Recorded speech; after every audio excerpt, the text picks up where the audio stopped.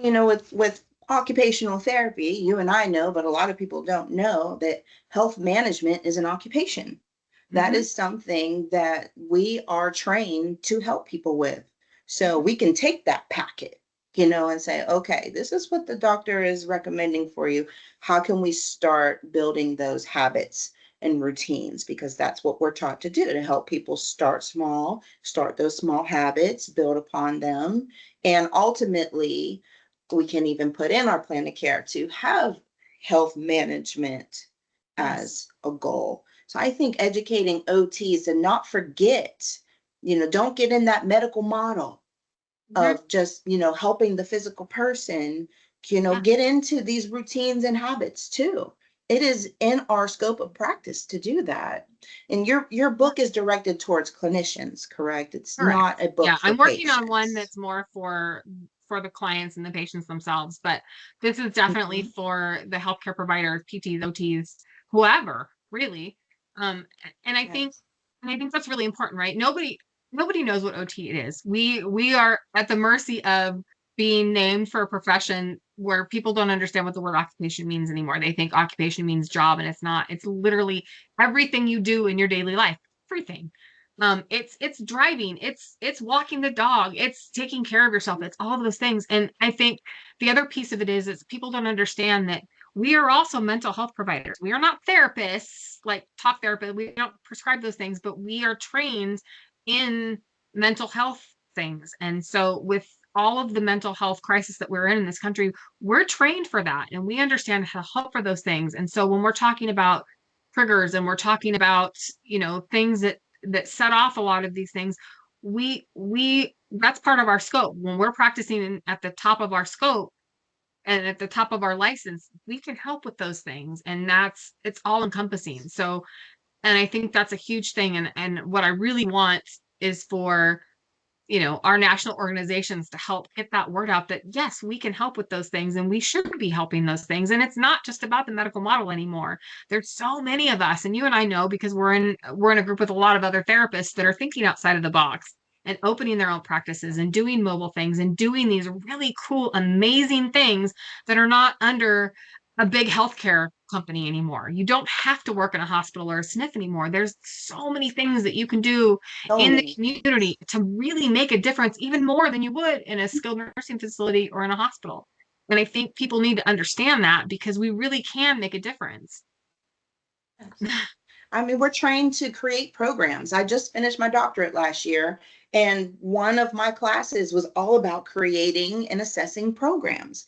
And I'm like, Yes. do I know any OT in 24 years that has really created a program? Personally, I don't. Yeah. And I But it's think, in our and it's, scope to do that. it totally is. And I remember I lived in Idaho before I moved here, and it's a very small community, and I was having a hard time finding a job as an OT. And I took a job as an activity director at like a locked in dementia unit, right? And I was creating programs because I was like, you need an OT to do this because you're complaining that you have behaviors and you're complaining you have all these things because you're not providing you're having them sit around and sing all day and that's all you're doing. And you're having them watch older movies, but you're not stimulating them. You're not think you need an OT to do this and are trying to create a program, and all of a sudden things were getting better. Like they weren't having the outbursts. They weren't having, all of these things. And I was like, that's because you needed an OT. Like you need an OT in a lot of these settings Yes. because they can make a difference in programs. They can, I have friends back in California that are working with at-risk youth, creating programs and teaching them how to live functional lives in society and take care of themselves and pay bills and write checks. Like they don't like you still have to write I have to write a check for my rent even like there's still things you have to do things like that for pay your taxes, understanding those things. That's all in our scope. We can show people how to do that to live their life. And I think that's the biggest disservice a lot of our big organizations are doing because they're not using us to our fullest extent of our licensing, and it I makes a don't difference. even think they know that they could. They're so ignorant, And I would love to see more of what you're doing and the kind of things that I'm doing at these conferences so that other people can get a spark in them and go, oh my gosh, you know what? In my area, like the county that I live in here in Nebraska has got one of the highest obesity rates in the country. Hmm. And so here I am on my little soapbox saying, I can help. Let me help. Pay attention to me. Like I'm not in a big program, but like I can help and fix some of these things. And I think that there's a lot of us out there that if we knew that this was something that we could even do, would be doing it. And it would flip healthcare and it would change the way things are and it would, make things different. It would make healthcare more accessible. It would make it just, oh gosh, that's my soapbox. We do that. I know, right? When I worked in an acute care hospital, one thing that they did do well is they did have a person, kind of like you, that took over bariatric sensitivity training. So the way that you transfer someone that's bariatric is not going to be the same way that you would transfer someone that is not. So, like basic things like rolling. Not everybody, depending on the weight distribution, can roll onto their side in a bed and then sit up. They got to get up in a different way. And I think that that's something that schools should implement. You're teaching all these transfer training techniques and they're doing it on each other, and Yeah. then they get out in the field and they get somebody that's 350, 450, and what do I do? hmm And I You will know, scream if I see another person put 4 gait belts together to put a gait belt on somebody that's, 600 pounds. One, ew, don't do that. That's just ew. Two, how Mhm. disrespectful. And three, it's not going to work. If you've got like 3 gait belts hooked together around somebody and they lose their balance and you're trying to catch them, that ain't going to happen. Like, think, people, think about Yeah, things and people that are larger body, oftentimes they can't lay flat either, so you have to think about right. those kind of things. Make sure that you have a proper bed for them. Make sure that you even have a chair. There were times at one of the hospitals I worked in, people were stuck in the bed for a week because we couldn't get a recliner that was big enough. So Right. there's a You're right gosh, there's a about that. really there's a really really good company that's doing some really amazing things called Berry Care, and they are amazing and they do contracts with hospitals and stuff, but they have everything and they can get you stuff fast too. And they're a great resource and they're a great website too. And they've got free things for people to look at and understand and research. And there's a lot of stuff out there and there's starting to be more stuff out there, but nobody knows it.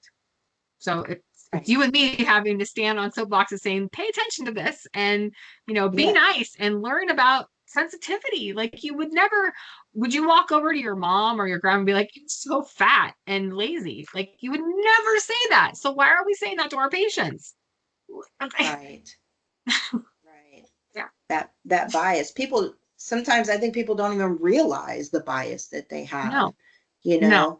That they'll be like, oh my God, there's a 600-pound patient in room 206. Oh, what are Mhm. we gonna do? It's just like Oh that's my not God. necessary. We don't have to No, announce to everyone that, it's no. crazy And the all sometimes. hands, all hands to room 6 for lift. Really? Like I remember that Yeah. too and thinking, and then all of a sudden you've got 6 nurses, 3 therapists, and 2 CNAs in there to roll somebody, and you're like, could that be any more embarrassing? Could it be any more embarrassing Right. for that person that you just called in the entire staff of the floor to roll them so that they could get on and off a bedpan? And you know what? They We probably could. should do? Yes. Tell me, We sister, we tell me. should we should create like a training video, how to mobilize bariatric patients, Yes. how the weight distribution really matters and how you teach somebody, Hmm. to move. And like you said, the first thing you do is ask, how do Yes. you move at home? How do Yes. you get out of the bed at home? Hmm. How do you complete your toileting? I've had patients that if I hadn't asked, I wouldn't have known that their wife just puts a trash bag down in the bed and then they go to the bathroom and then she gets rid of the trash bag. Well, have you ever heard of a bariatric bedside commode that you could slide onto? And, they had never heard of that, you know, and these, And it these are may not questions be. that we need to ask. Yeah, and you may say, "Do you get up and move?" And they say, "Yeah," and you say, "Show me." And it may look horrible and be the scariest thing you've ever seen, but they're still doing it. So, Hmm. your job then is to figure out how to make it safer. If they're doing something that's super sketch, or they're doing it barefoot or whatever. Like, see if you can make what Right. they're already doing safer and a little better. Hmm. But if they're already doing it, that doesn't don't have to use a lift for them because you're scared. Like, if they're moving, let them move. Yeah. Yeah. Yeah. And using a simple egress test. Have you heard of the egress test? Mhm, mhm. Yes. So a lot of therapists, I teach my students that, it's not something that everybody knows, just the basics of can you stand up? Can you sit down? Can you lift one leg? Seeing how they distribute their weight and things like that before you move away from that surface. That'll Yeah. give you a lot of information right there. You I know. bought a step, um, and it's great. It's rated for 650 pounds. I got it on Uh-huh. Amazon, and it's got um little pieces on the bottom so you can actually make it a little taller and a little shorter. And I take it that's my go-to now. I just use that one for everything. It's a little bigger than a Like step keyboard. aerobics step, like something Yeah, like but it's that, like not a step. like the big, the ones for the step aerobics are only rated to like 250 pounds. But Sure. this is like 650 pounds and it's solid. And I have people stepping on it and working on steps on it and balance on it. It's great. But you can find a lot of those things now to kind of help you, especially in a mobile practice on Amazon for much rated much higher weight too. So you can even just a step like that to get somebody in and out of bed makes a difference because their bed is too high or too low, and you can't really take a box spring off of a bed for somebody that's that large in size because the bed doesn't offer enough support. So you need I something have a to. client right now that's, I don't know how much she weighs, but she is bed bound and has a bed that does not go down far enough for her to even sit on the side of the bed. So she has been forced to be bed bound. Mhm. And I've been seeing her for over a year now, and she's got one of those insurances that will not pay for, she has wounds on her back. They won't pay for a different mattress. They won't pay for a different bed so that she can be mobile. And I mean, this, not to get on the soapbox about US healthcare, but I will for a second. It's just we do a disservice Mhm. to these people. And then, we end up costing more because then she goes to the hospital because she has wounds and things and becomes, cellulitis. But if she just had what she needed, Mhm. then we could work on mobility and things like Mhm. that. Yeah. Oh yeah. It's crazy. And insurance Mhm. definitely doesn't want to cover stuff for weight.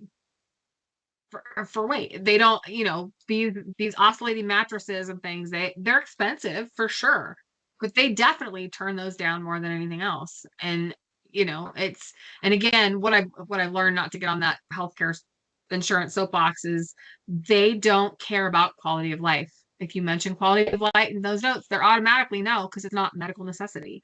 So you have to Right. it's the fact that we have to go through these hoops to get people the help and the care that they need. They don't respect what we say. They don't, and especially for people that have bigger bodies or BMIs, they don't cover stuff. They just don't.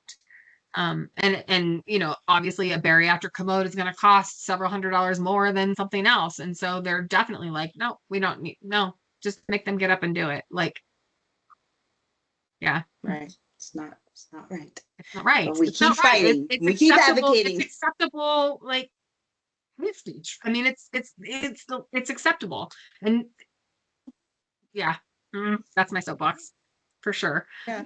Yeah, there's a lot of soapboxes we could get into. Right. Yeah.